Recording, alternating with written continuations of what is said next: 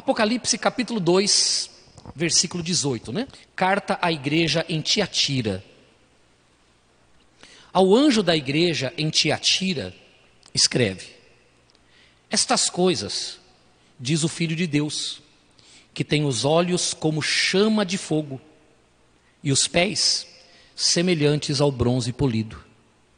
Conheço as tuas obras, o teu amor, a tua fé, o teu serviço, a tua perseverança e as tuas últimas obras, mais numerosas do que as primeiras.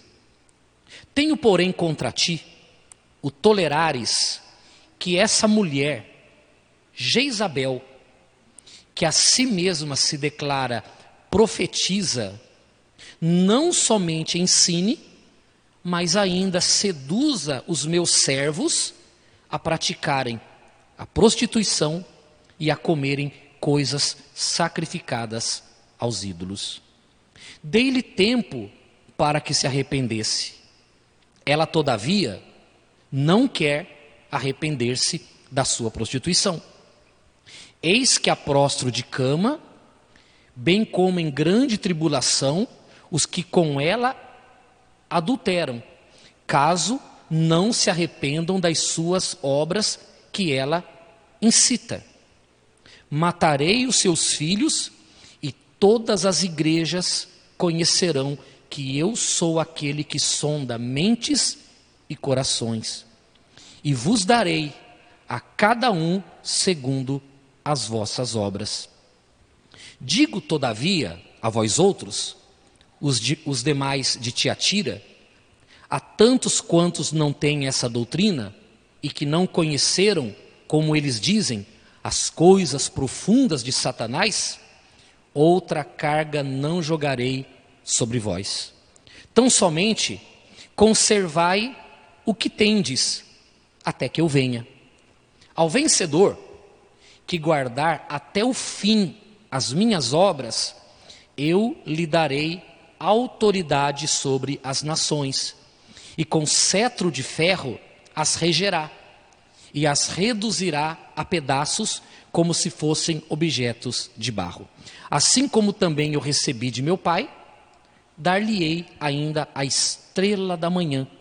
Quem tem ouvidos, ouça o que o Espírito diz às igrejas. Diga graças a Deus. Decline sua cabeça um instantinho. Pai querido e amado, nós estamos diante da tua palavra. Não é a palavra da igreja, não é a palavra do pastor da igreja. Nós estamos diante da tua palavra e nos rendemos a ela. Pedimos que nesta noite, humildemente pedimos que o Senhor venha falar conosco, nos ensinar, nos orientar. Sabe, Senhor,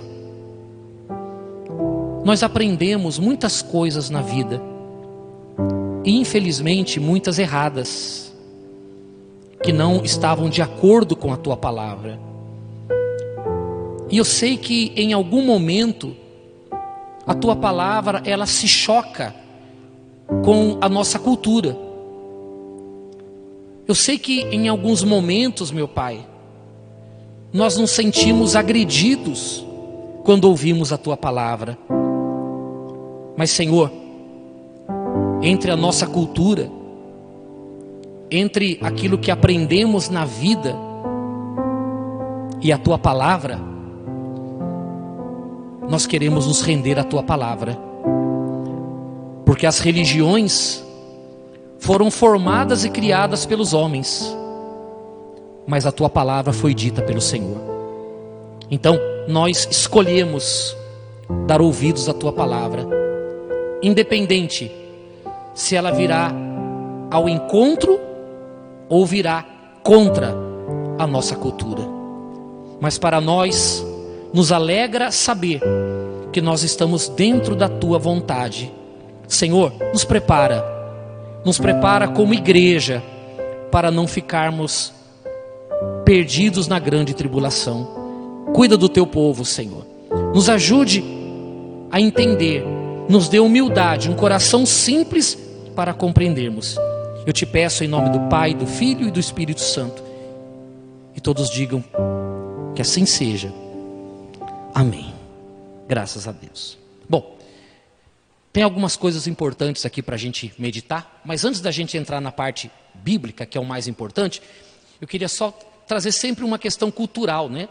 Para você poder entender um pouquinho, né, sobre alguns aspectos culturais e de localização, geográficos da cidade, né? Então nós vamos falar um pouquinho sobre Tiatira, rapidamente, para a gente já entrar na Bíblia. Pode passar.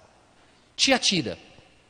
A cidade de Tiatira estava localizada a 83 quilômetros a nordeste de Esmirna e era uma importante cidade comercial que alcançou sua proeminência em aproximadamente 100 depois de Cristo. Existem provas de que ali havia um grande número de corporações comerciais, maior que qualquer outra da Ásia Menor.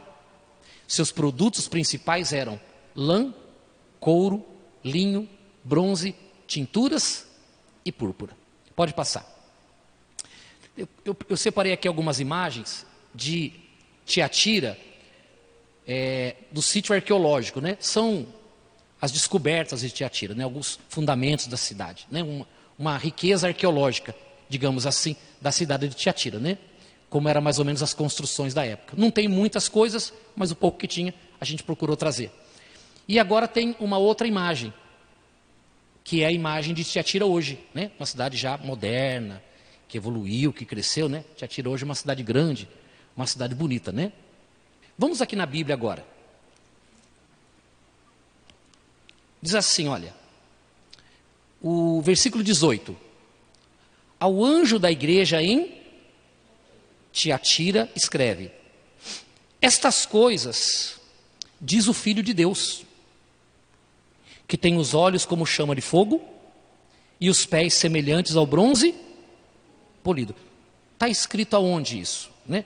Por que João, mais uma vez, ele começa a carta dizendo assim: não sou eu que estou escrevendo isso. Ou melhor, eu estou escrevendo, mas essas palavras não são minhas. Essas palavras são do Senhor. Aquele que tem os olhos como chamas de fogo e os pés semelhantes ao bronze polido. Vira a página um pouquinho, no capítulo 1, Apocalipse 1, 9. Por que João, então, ele fala que quem diz essas coisas é aquele que tem os olhos como chama de fogo e os pés parecido com bronze polido? A visão de Jesus glorificado. Diz assim, olha, eu, João, irmão vosso e companheiro na tribulação, no reino e na perseverança, em Jesus, achei-me na ilha chamada Patmos, por causa da palavra de Deus e do testemunho de Jesus. Achei-me em espírito no dia do Senhor e ouvi por detrás de mim grande voz como de... Olhe para cá um pouquinho. Então, primeiro detalhe, ele estava na ilha de Patmos por causa da palavra do Senhor. Patmos era uma prisão, era uma ilha-prisão. Ele estava preso lá por causa da palavra. Por testemunhar a ressurreição de Jesus, ele foi capturado, foi preso e foi jogado nessa ilha chamada Ilha da Morte. E ele diz assim, olha, versículo 10, achei-me em espírito, quando?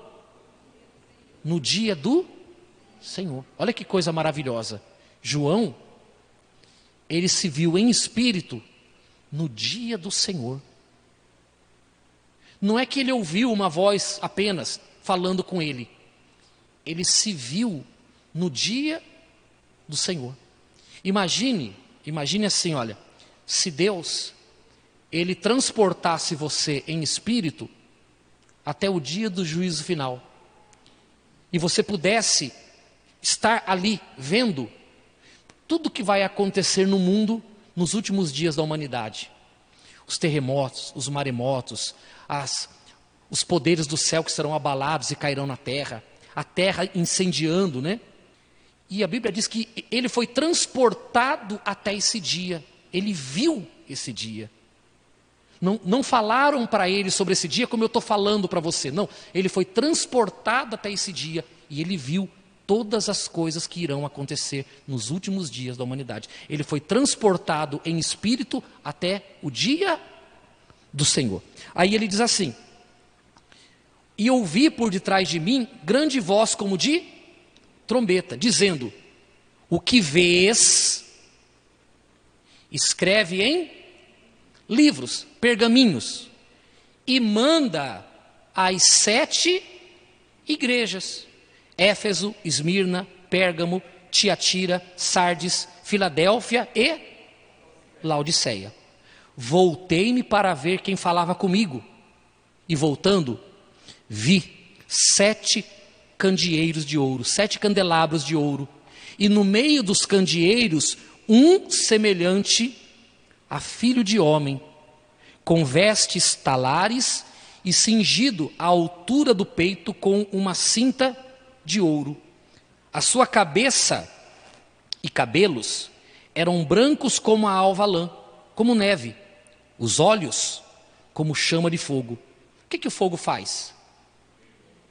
Pode ter alguma coisa escondida no ouro, mas quando o fogo se aproxima do ouro, ele derrete o ouro, sim ou não? E ele separa o que é bom, o que não é. O fogo, ele purifica.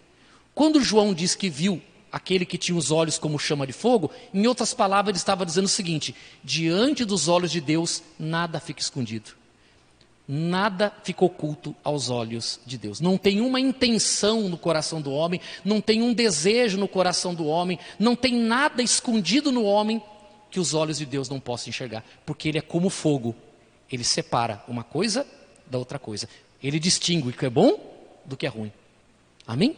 É isso que ele está querendo dizer aqui. Aí ele diz assim, olha, versículo 15: os pés semelhante ao bronze polido, como refinado numa fornalha, a voz como voz de muitas águas. Diga graças a Deus. Então veja só, João está tendo uma visão de Jesus glorificado. Vamos voltar agora para o capítulo 2. Quando ele volta e ele fala aqui a carta de Tiatira, ele fala exatamente sobre isso. Estas coisas diz o Filho de Deus, que tem os olhos como chama de fogo e os pés semelhantes ao bronze polido. Versículo 19: conheço as tuas obras, o teu amor, ágape, o amor de Deus, a tua fé, o teu serviço, a tua perseverança e as tuas últimas obras, mais numerosas do que a primeira. Então aqui, Jesus ele faz um elogio para a igreja. Ele está elogiando, dizendo assim: conheço as tuas obras, conheço o teu amor, conheço a tua fé, conheço o teu serviço, tua perseverança e as tuas obras que são maiores do que as primeiras obras. As suas obras cresceram. Só que tem 2 palavras aqui que ela pode confundir um pouquinho: a palavra obras e a palavra serviço. Na nossa cabeça, obra e serviço basicamente é a mesma coisa, não é? Mas aqui elas são bem diferentes, né? Coloca para mim. Obras, do grego ergon, aquilo pelo qual fosse chamados para. Essa palavra ergon, sabe onde ela aparece? Naquela passagem de Efésios capítulo 2, versículo 9, a Bíblia diz assim, olha, que nós não somos salvos pelas obras, para nós não nos gloriarmos, porque nós fomos criados para boas obras. Aparece a palavra ergon ali. O que é a palavra ergon? Aquilo pela qual fossem chamados a. Nós não fomos salvos pelas obras, nós somos salvos mas fomos chamados para boas obras, mas não somos salvos pelas obras. Então, essas obras que a Bíblia fala ali, são as obras de caridade, são as obras de amor, são as obras que nós realizamos no nosso dia a dia, o nosso caráter, o nosso comportamento, tudo aquilo que um cristão deve viver, né? São essas obras. Só que essas obras não são salvadoras. Essas obras, elas acompanham aquele que está salvo. Amém? Nós não somos salvos pelas obras, mas aquele que é salvo, as suas obras os acompanham. Diga graças a Deus. Amém? Então, essa é a palavra ergon, obras. A palavra serviço, do grego, diaconia. que quer dizer ministério. Serviço realizado com fé e amor, inerente ao diácono ou ao obreiro. Então, o serviço, quando Jesus fala aqui, conheço a tua obra, eu sei do teu caráter, eu sei quem você é, eu sei o que você tem feito pelo teu próximo, eu sei tudo isso. Eu sei também do teu serviço, eu sei como você tem dedicado a tua vida para me servir. É um serviço para Deus, é um serviço mais, vamos dizer assim, é um serviço mais espiritual, é o serviço de oração, é quando você vai visitar aquela pessoa doente, não porque você gosta da pessoa, mas porque você sabe que Jesus gostaria que você fosse visitar aquela pessoa doente, é o trabalho que você faz na igreja, é orar pelas pessoas. Então ele fala, conheça as tuas obras e o teu serviço. Então nós temos que ter obras, devemos ter obras, mas devemos também ter o serviço. Qual é o serviço? É a oração que você faz pela igreja, né? É a oração que você faz pelo pastor da tua igreja, é a oração que você faz pela nossa cidade, é a oração que você faz pelas pessoas que estão perdidas, que ainda estão longe da verdade do evangelho. É quando você, por exemplo, na igreja, você vai passando o tempo, amanhã você está, né, nos ajudando como obreiro na igreja, amanhã você está cuidando de um grupo de evangelização, amanhã você está cantando no altar com a gente. Então, esse é o serviço ou a diaconia, é aquilo que você faz diretamente para Deus, né? Você faz porque é para Deus que você está fazendo. Então isso é diaconia, é o trabalho do diácono, é o trabalho sagrado, é o trabalho do templo, é o trabalho do levita. Então é a diaconia. Então ele só estava elogiando, Jesus só estava elogiando a igreja. Porém, apesar de ter obra, serviço, fé, amor e as obras terem se multiplicado, no versículo 20 diz assim: tenho porém contra ti o tolerares que essa mulher, Jezabel, que a si mesma se declara profetiza, não somente ensine, mas ainda seduza os meus servos a praticarem a prostituição e a comerem coisas sacrificadas aos ídolos. A verdade é que essa mulher a qual Jesus está se referindo, ela não se chamava Jezabel. O que Jesus está fazendo é fazendo uma referência àquela mulher com relação a Jezabel, que foi esposa de Acabe, lá no livro de 1 Reis, que foi o rei de Israel. Por que ele está falando dessa mulher, Jezabel? Porque Jezabel, na época do rei Acabe, ela era uma estrangeira, ela não fazia parte do povo de Deus, e Acabe, contra a vontade de Deus, se casou com essa mulher estrangeira. E essa mulher, ela era adoradora de um Deus chamado Baal, adoradora de Baal. E ela era uma mulher que tinha uma influência muito grande, era uma mulher dominadora. E ela exerceu uma influência tão grande sobre Acabe, que Acabe virou as costas para Deus, permitiu que ela seduzisse a nação inteira de Israel, a ponto deles construírem em Israel um templo para Baal. Eles se tornaram um povo pagão, um povo idólatra. E por causa da idolatria, quando eles perderam o temor a Deus, quando eles se voltaram para a idolatria, e eles perderam, né, a sensibilidade de ouvir a voz de Deus, a consequência disso foi que se tornou também uma nação de prostituição. Por quê? Porque também nos cultos a Baal, a prostituição era comum. Então os adoradores de Baal também se tornavam pessoas imorais, sem pudor, não respeitavam nada, não respeitavam ninguém, se tornaram pessoas imorais. Então a idolatria veio acompanhada com imoralidade. Por quê? Por quê? Nós até demos exemplo dias atrás. Por que as pessoas gostam de seguir ídolos? Porque os ídolos não falam nem sim, os ídolos não se intrometem na vida das pessoas. Os ídolos, eles são símbolos que têm boca, mas não falam, têm olhos, mas não veem, têm perna, mas não andam. Então, se a pessoa fizer o bem, ele não diz. Se ela fizer o mal, também ele não diz nada. Ela não é confrontada com a palavra. Diferente daqueles que seguem a Jesus. Nós seguimos Jesus através de imagem? Sim ou não? Nós temos uma imagem de Jesus? Sim ou não? Nós não temos Deus em imagem. Nós adoramos a Deus de que forma? Em espírito e em verdade. E o mais importante, nos submetemos à sua palavra.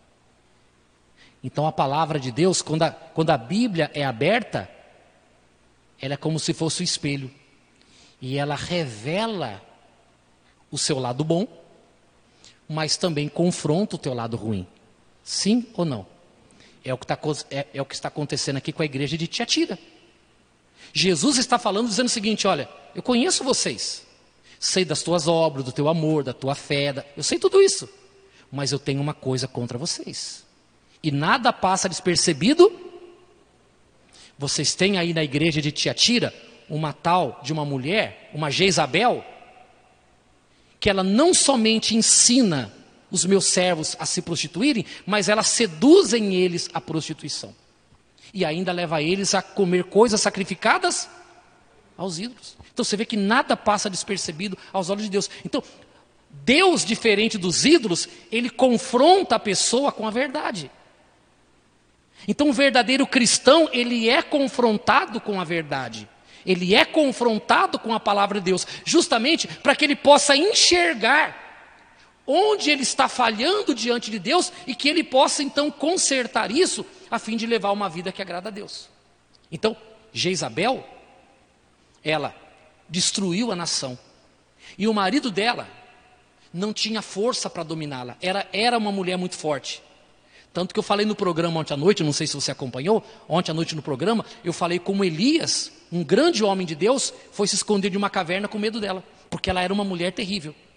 Mas o mesmo profeta Elias depois falou para ela assim: olha, você está ameaçando, a sua carne vai ser comida pelos cães, os cachorros vão comer tua carne. E ela não se amedrontou não, mas no final das contas, ela ameaçou um profeta,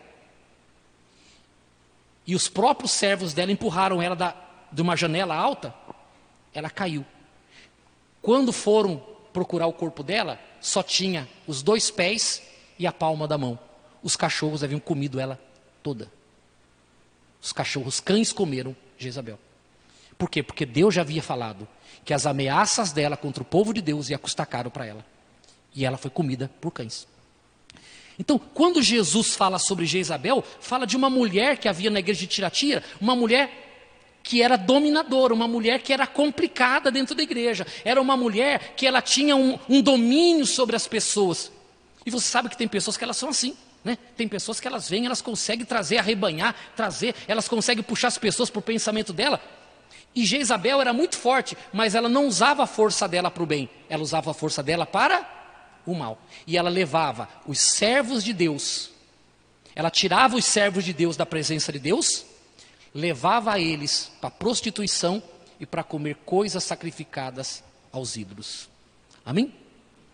Veja, eu não vou falar sobre a prostituição, porque nós falamos semana passada, quando nós falamos a respeito da doutrina de Balaão, na semana passada, né? Que é mais ou menos o caso aqui também de Jezabel. Hoje eu queria falar sobre comida sacrificada aos ídolos, que é a prostituição. Precisa falar que está errado? Precisa falar que é pecado? Sim ou não? Balaque queria destruir o povo de Israel. Lembra da semana passada? Queria. O profeta podia amaldiçoar o povo? Não podia. Mas Balaão ensinou Balaque como tornar o povo de Deus vulnerável, praticando prostituição,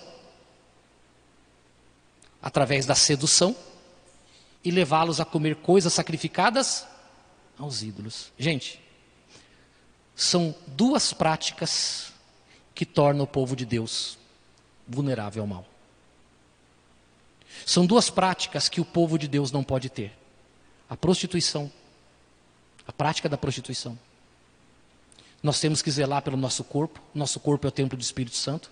Sexo, só depois do casamento, e uma vez casado, não pode ter sexo fora do casamento. Isso é uma prática que tem que fazer parte da vida do povo de Deus. Isso tem que ser levado a sério pela igreja, porque isso torna as pessoas vulneráveis. E além da prostituição, da pornografia, da imoralidade, daquelas coisinhas que você hoje, as pessoas costumam mandar pelo Facebook, pelo WhatsApp, aquilo é imoralidade, isso é prostituição, isso não pode estar dentro do teu celular, isso não pode chegar no teu WhatsApp. E se você tem amigos que costumam mandar para você esse tipo de coisinha, você devia excluir o seu amigo, porque é melhor você desagradar os homens do que você desagradar a Deus. E como eu disse, os olhos de Deus veem tudo. Na hora que você vai clicar no WhatsApp, Deus já sabe o que tem lá. E Ele sabe o que você vai fazer com o que tem lá. Então a prostituição torna o povo vulnerável. Mas não só a prostituição. Comer coisa sacrificada aos ídolos. A idolatria também torna o povo vulnerável. Amém? E para falar sobre esse assunto, eu quero ler uma outra passagem com você. Essa aqui, ó. Vamos ver a gravidade. O que o apóstolo Paulo fala sobre a gravidade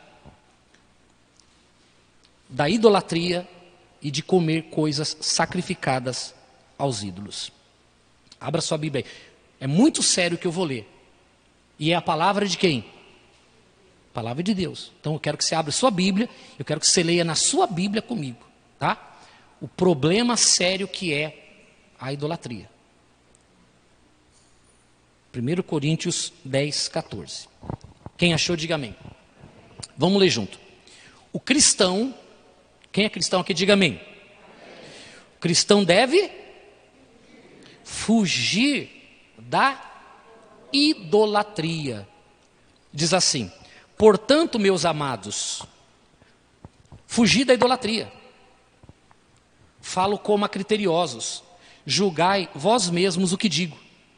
Porventura, o cálice da bênção que abençoamos não é a comunhão do sangue de Cristo?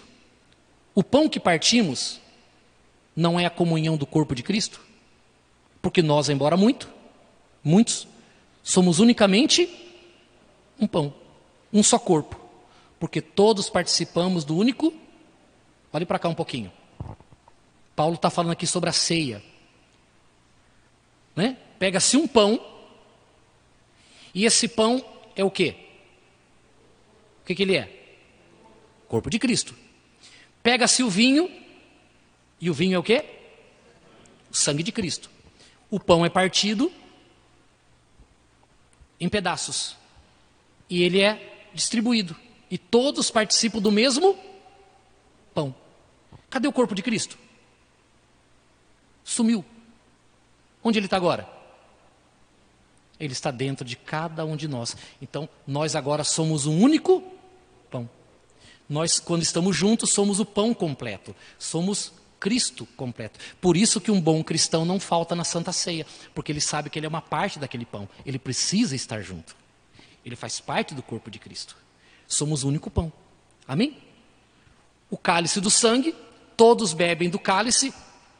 Cadê o sangue de Cristo? Está agora dentro de cada um de nós. Então, através do pão e do suco de uva, dois elementos físicos, nós temos Cristo em nós. É isso que Paulo está dizendo aqui. Diga graças a Deus. Está acompanhando o raciocínio? Vamos lá, vamos seguir um pouquinho mais. Deixa eu ler o 17 de novo. Porque nós, embora muitos, somos unicamente um pão, um só corpo, porque todos participamos do único pão. Considerai o Israel segundo a carne, o Israel da terra. Não é certo que aqueles que se alimentam dos sacrifícios são participantes do altar? Que digo, pois? Que o sacrifício ao ídolo é alguma coisa? Ou que o próprio ídolo tem algum valor? Antes digo que as coisas que eles sacrificam é a demônios que sacrificam. E eu não quero, é a demônios que sacrificam e não a Deus. E eu não quero que vos torneis associados aos demônios. Olhe para cá. Não é sério o que Paulo está falando? Sim ou não? Tem gente que diz assim: pastor, eu fui numa festa religiosa, eu fui numa quermesse, e lá nessa quermesse, eu não fui lá para adorar, eu não fui lá para adorar o santo, eu não fui lá para adorar o padroeiro, a padroeira, não, eu fui lá por causa da festa. Mas eu pergunto, se aquela festa é dedicada a um santo, é dedicada a um padroeiro, ou qualquer coisa desse gênero, tudo que está ali não é oferecido a ele? Sim ou não? Tudo que está ali é oferecido para ele.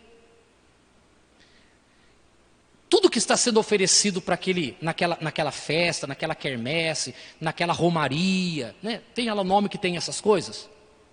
Tudo ali está sendo oferecido a um santo, né? Aquela multidão de gente, está todo mundo indo para um determinado lugar. Por exemplo, eles estão indo para Aparecida do Norte. Aparecida do Norte é Jesus, é Deus ou é um ídolo? É um ídolo. E tudo que tem lá está oferecido a quem? Aquela imagem. A pessoa que participa da romaria. Ah, vamos lá para a romaria de Pirapora. Falando aqui do nosso interior. Eu pergunto, as pessoas que estão indo para lá, elas vão num determinado lugar, passam pela gruta, sim ou não? Depois que chegam lá em Pirapora, elas se deparam com uma... Qual é a primeira coisa que elas fazem quando chegam lá? Vão lá na igreja, tem uma igreja lá, tem ou não? E todo mundo vai para lá. Então você vê que todo aquele movimento está culminando em Pirapora. Quando chega em Pirapora, tem um monte de coisa lá. Tem comida, tem bebida, tem ou não tem? Tudo que está sendo oferecido lá, para quem que é? É dedicado. Tanto que se você tirar a igreja de lá, acabou o local. Porque tudo gira em torno da mesma coisa. Sim ou não? Mas eu sei que uma pessoa mais moderninha, e esse negócio de ser moderninho preocupa bastante, porque as pessoas querem ser modernas, só que na modernidade dela, ela perde o temor a Deus. Gente, entende uma coisa, a palavra de Deus, ela não se moderniza. A palavra de Deus, ela permanece a mesma todo o tempo. As pessoas é que vão se estragando, mas a palavra de Deus continua a mesma. Então, quando a pessoa vai num determinado lugar como esse, participa de uma quermesse, de uma festa de Cosme e Damião, essas coisas, e ela se alimenta, ela não pode dizer que aquilo para ela não significa nada. Seria a mesma coisa de você dizer o seguinte: eu vou na igreja, mas para mim pão é pão, vinho é vinho, e aquilo não tem nada a ver com o corpo de Cristo, o que seria uma grande blasfêmia, segundo diz Paulo. Ora, se eu aceito que eu estou num templo religioso da minha fé, e que eu estou comendo pão, bebendo vinho, e aquilo para mim é o corpo e o sangue de Cristo, então eu não posso dizer que lá na outra igreja está sendo oferecido lá um ídolo, e se você comer e beber lá, e que você não está se influenciando com aquilo lá, porque você está se influenciando. Você compreende sim ou não? Alguém vai dizer o seguinte: mas pastor, o próprio apóstolo Paulo disse que o ídolo em si não é nada. E o que se oferece para o ídolo também não é. É verdade. Porque o que se oferece para aquilo que não é nada também não é. Porém, e aí que está o grande e o maior problema de todos. Por que Lúcifer se tornou Satanás? Qual foi o motivo da queda desse anjo? O sinete da perfeição, qual foi? Como Cássio disse, ele quis ser maior do que Deus. No coração dele, ele disse assim: estabelecerei o meu trono acima do trono de Deus, serei mais alto que o Altíssimo Deus. Ele queria tomar o lugar de Deus. Vocês se lembram, na tentação do deserto, lá em Mateus capítulo 4, você se recorda quando o diabo tentou Jesus no deserto, 40 dias e 40 noites, Jesus estava com fome, o diabo falou o que para Jesus? Se tu és filho de Deus, manda essa pedra se transformar em pão. Jesus falou assim, nem só de pão vive o homem, mas de toda a palavra que procede da boca de Deus. Jesus recitou para o diabo uma passagem lá do Salmo. Depois a Bíblia diz que o diabo, o que ele fez? Levou Jesus no pináculo do templo e falou o que para Jesus? Pula daqui para baixo, porque está escrito que aos teus anjos Deus dá ordem a teu respeito para que te guardem. O que Jesus falou para o diabo? Não tentarás ao Senhor teu Deus. Quer dizer, o diabo estava percebendo que Jesus não ia cair na tentação dele. Então o diabo veio com a cartada final. Ele falou o seguinte para Jesus: Jesus, se o Senhor fizer o quê? De joelhos, vê a importância de ajoelhar? Se o Senhor de joelhos me adorar, eu vou te dar todos os reinos da terra e toda a glória do mundo vai ser tua. Olha a tentação dele. Se o Senhor fizer o quê? Imagine Jesus dobrando o joelho para Satanás. Jesus só dobrava o joelho para quem? Para o Pai. E o diabo querendo que Jesus dobrasse o joelho para ele. Porque é isso que o diabo quer. O diabo quer receber uma adoração, o diabo quer receber uma veneração, o diabo, ele quer receber a honra e a glória que só pertence. Por isso que o apóstolo Paulo disse que toda pessoa que ela vai até um ídolo, toda pessoa que vai até uma imagem, toda pessoa que se curva diante de um Deus de pau, de pedra, que não é nada, porque é obra das mãos dos homens,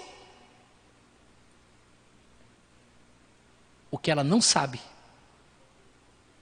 é que Satanás, se aproveitando da ignorância da pessoa, ele se esconde atrás daquela imagem, e você pensando que está indo para Pirapora, você achando que está indo para Aparecida do Norte, você achando que está se curvando diante de uma imagem de um anjo, você achando que está participando de uma festa de Santo Antônio, de São Pedro, de São João, de Cosme e Damião. O que você não sabia é que o que está por trás daquela imagem é Satanás, porque Deus não está ali presente. Deus é espírito e é verdade. Por trás da imagem existem os demônios. E tudo que se oferece para quem? Para os demônios. Vamos ler o versículo 20 de novo, para a gente terminar. Antes digo que as coisas que eles sacrificam é a demônios que as sacrificam, e não a Deus. E eu não quero que vos torneis associados aos... Gente, sociedade já é difícil, não é? Agora com o diabo é mais difícil. Fazer sociedade com Satanás é pior. E a Bíblia diz que todas as pessoas que têm a prática da idolatria e de comer coisa sacrificada aos ídolos, elas estão associadas aos demônios. É por isso que a vida de muita gente não vai para frente. Por isso, a pessoa luta e ela é idólatra, só que o sócio dela está acabando com ela, por causa da idolatria. O Satanás está acabando com ela. Você compreende, sim ou não? Aí Paulo termina dizendo o seguinte, olha, nós não podemos beber o cálice do Senhor e o cálice dos demônios. Não podeis ser participantes da mesa do Senhor e da mesa dos demônios. Ou provocaremos zelos no Senhor. Somos acaso mais fortes do que Ele? Gente, veja só. Para um cristão, a Santa Ceia é o alimento espiritual dele. É o corpo e o sangue de quem? Um cristão que se senta à mesa do Senhor, ele jamais vai se sentar à mesa dos demônios. Porque ele sabe que não pode fazer isso. Porque nós estaríamos irritando a Deus, provocando a Deus. Você participa da Santa Ceia, você participa da mesa do Senhor, e daqui a pouco você está na quermesse, sentando na mesa dos demônios. Ah, mas foi um amigo meu que convidou, eu fui lá despretensiosamente. Mas você foi. Você foi. E aquele que é de Deus não se senta na mesa dos demônios. Amém? Nada de Cosme e Damião, nada de festa de Halloween, nada de romaria não sei para onde, nada disso, nada. Nós adoramos o Pai, Filho e Espírito Santo, em espírito e em verdade. Amém? Então, Jesus elogiou a igreja de Tiatira, mas reprovou-a, por quê? Porque tinha uma mulher na igreja que ela promovia a prostituição e ela dizia para as pessoas que as pessoas podiam comer a comida sacrificada aos ídolos, que não tinha nenhum problema. E Jesus falou assim, olha, eu estou contra essa mulher, eu vou prostrar ela de cama e eu vou matar os filhos dela, se ela não abandonar essa prática. Então vê que a idolatria e o culto aos demônios é uma coisa muito séria. Muito séria. Um verdadeiro cristão, ele não se dá a esse tipo de prática. Amém? Porque para nós isso é muito sério. Assim como nós participamos da ceia, que é o corpo e o sangue de Cristo, comer essas coisas para nós é participar da mesa de Satanás. E nós não queremos provocar zelo em Deus. Diga graças a Deus. Amém? Dê uma salva de palmas para Jesus.